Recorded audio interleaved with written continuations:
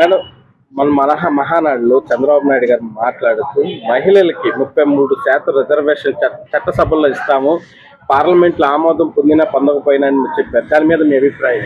మేము చాలా హ్యాపీగా ఫీల్ అవుతున్నామండి.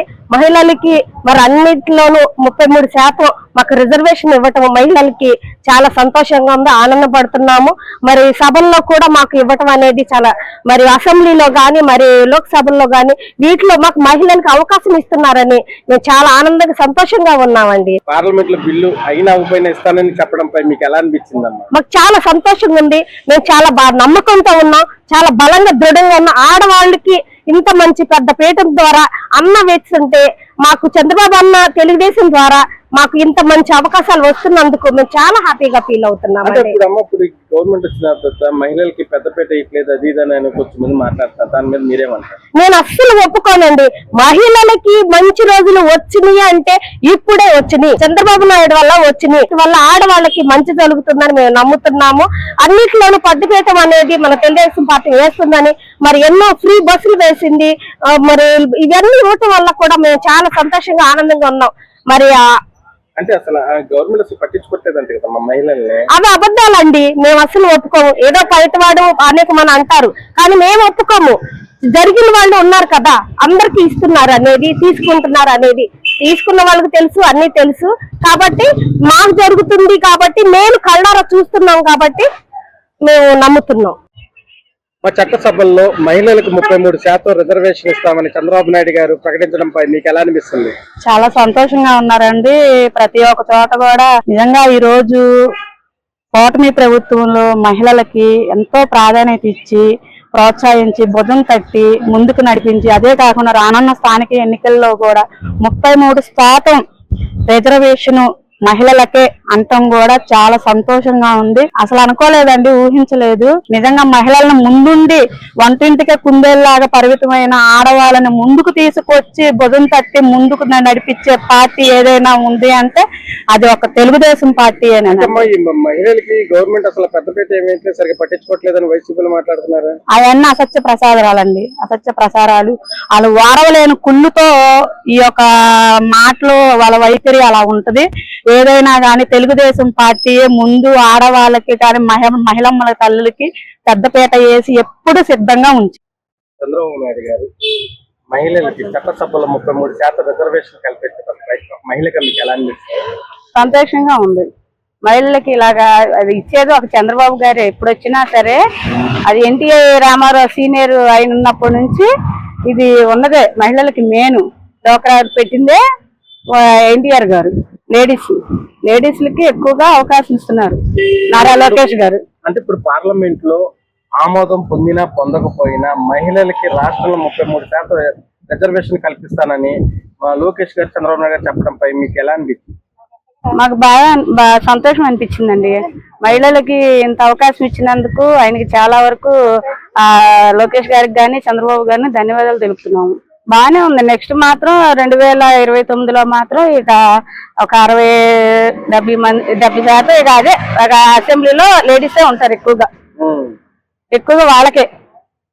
అంటే లేడీస్ కి పెద్ద పెట్టేస్తుందంటారు గవర్నమెంట్? వేస్తుందండి. పట్టించుకోవట్లేదని వైసీపీలు మాట్లాడుతున్నారు. అండి కుక్కలు ఎన్నో మరుగుతాయండి, గజ్జి కుక్కలు. ముందు తల్లిని చెల్లిని వాళ్ళని చూసుకొని అప్పుడు మా లేడీస్ గురించి మాట్లాడమనండి. వాళ్ళు చేసే అభివృద్ధి పనులు గాని ఏదైనా సరే ఒక చంద్రబాబు నాయుడు గారి తర్వాతే గాని జగన్ అనేది రాడండి.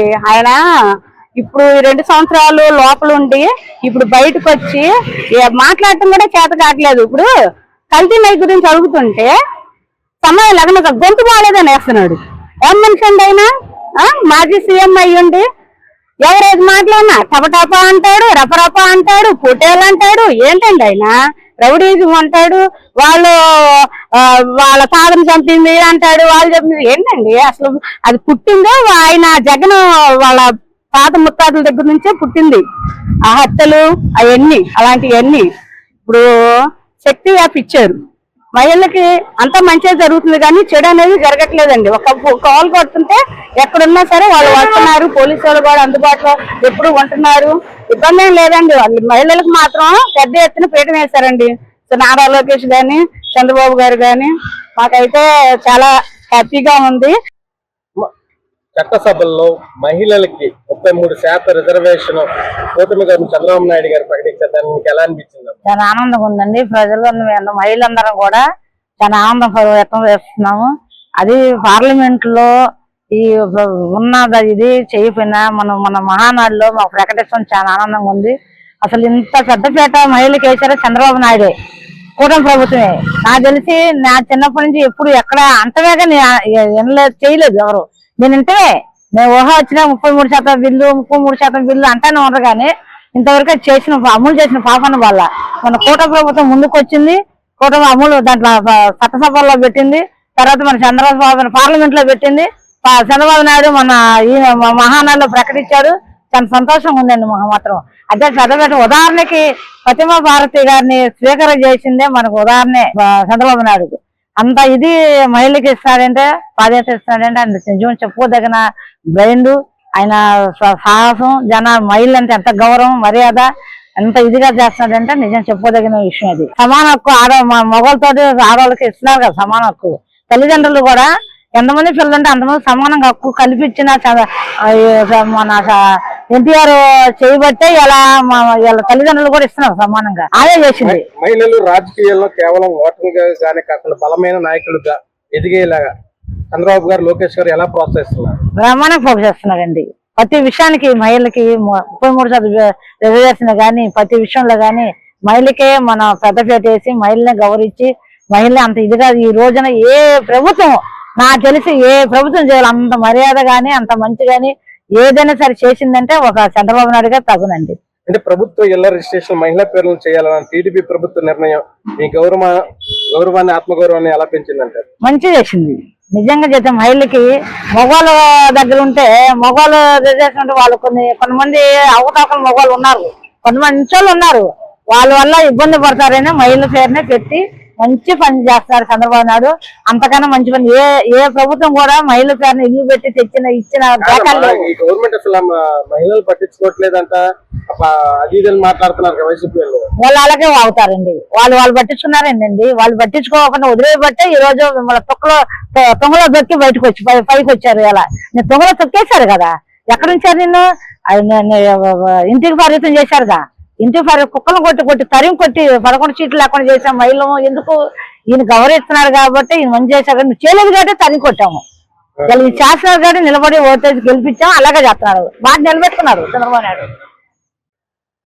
మహిళలకి ఈ గవర్నమెంట్ 33% రిజర్వేషన్ కల్పిస్తామని చంద్రబాబు నాయుడు చెప్పడం ఎలా అనిపిస్తుంది? ముఖ్యంగా మన ఆంధ్ర రాష్ట్ర ముఖ్యమంత్రి నారా చంద్రబాబు నాయుడు గారికి అలాగే నారా లోకేష్ గారికి నా హృదయపూర్వక ధన్యవాదాలు తెలుపుకుంటున్నానండి. ఎందుకంటే ఈ రోజు మహిళలందరికీ చాలా సంతోషంగా ఉంది. 33% రిజర్వేషన్ ఇవ్వడం అంటే అది అసలు చాలా ఇది అండి. మహిళలకు ఒక గౌరవం ఇచ్చినట్టే ఈ ఆంధ్ర రాష్ట్రంలో. ఎందుకంటే కేంద్రంలో ఆమోదం చెందినా చెందకపోయినా ఈ రోజు నారా లోకేష్ గారు మనకి అనౌన్స్మెంట్ ఇచ్చారండి. మన మహన్నాడుకి చాలా హ్యాపీగా ఉంది. మహిళల్ని ముందుకు తీసుకెళ్లాలంటే ఇది ఒక చాలా మా మహిళలకి గొప్ప వరం కూడా. ఎందుకంటే ప్రతి దాంట్లో మహిళలకే ముందు పెడుతున్నారు. ఈ రోజు పనిచేయడానికి కూడా ఏదైనా మహిళలే ముందు ఉండాలని మన రాష్ట్ర ముఖ్యమంత్రి గారు కూడా నారా లోకేష్ గారు చెప్తున్నారు. ఇది ఇవ్వడం చాలా మాకు బాగా హ్యాపీగా, మహిళలందరూ హ్యాపీగా ఫీల్ అవుతున్నారు ఈ రోజు. అంటే ఈ గవర్నమెంట్ మహిళలకి అసలు పట్టించుకోవట్లేదని కొంతమంది వైసీపీలు మాట్లాడుతున్నారు. గత ప్రభుత్వంలో గవర్నమెంట్ మహిళలకి అసలు మర్యాద అనేది లేదండి. ఈ రోజు చూస్తున్నాం, మేము కూడా గత వైసీపీ హయాంలో ఉన్నామండి.